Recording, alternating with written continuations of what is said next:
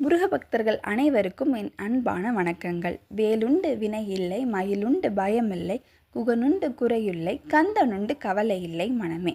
இன்றைக்கி நம்ம இந்த பதிவில் அருணகிரிநாதர் எழுதிய கந்தர் அனுபூதியில் வர 1வது பாடலையும் அந்த பாடலுக்கான விளக்கத்தையும் தான் கேட்க போகிறோம். கேட்கலாமா? பாடல்: ஆடும் பரிவேல் அணி சேவல் என பாடும் பணியே பணியாய் அருள்வாய், தேடும் கயமா முகனை செருவில் சாடும் யானை சகோதரனே. இதுதான் இந்த பாடல். இந்த பாடலுக்கான விளக்கம்: ஆடும் பரி, தோகைகளை விரித்து ஆடுகின்ற, இயற்கையாக ஆடுகின்ற மயிலை பரி என்று குறிப்பிடுகிறார். பரி என்றால் குதிரை போன்று, குதிரையைத்தான் பரி என்பார்கள். குதிரையை போன்று மனோவேகமும் உடல் வேகமும் உடைய மயிலை குறிப்பிடுகிறார். வேல், வேலை முருகனுடைய ஞான சக்தி அல்லவா, அதற்கு பெரிய விளக்கம் ஒன்று தேவையில்லை என்று அருணகிரிநாதர் நினைத்து விட்டார் போல். அணி சேவல், அணி சேவல் என்றால் அவனுடைய கொடியில் உள்ள சேவலை குறிப்பிடுகிறார்.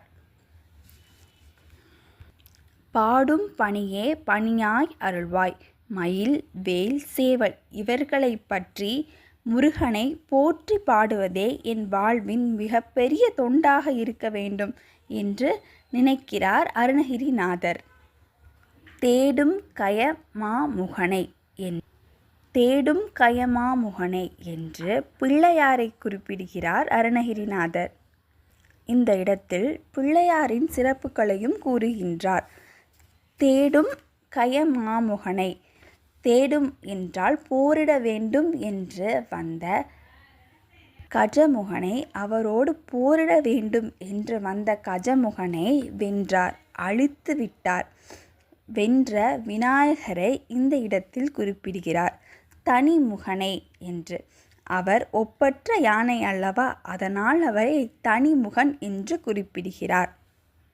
யானை முகனை கூறி ஆறுமுகனை குறிப்பிடுகிறார் அருணகிரிநாதர். அதாவது சகோதரனை குறிப்பிட்டு தம்பியின் பெருமைகளை கூறுகிறார் அருணகிரிநாதர். இதுதான் இந்த பாடலின் விளக்கம். மீண்டும் உங்களை இன்னொரு பதிவில் சந்திக்கிறேன். நன்றி, வணக்கம்.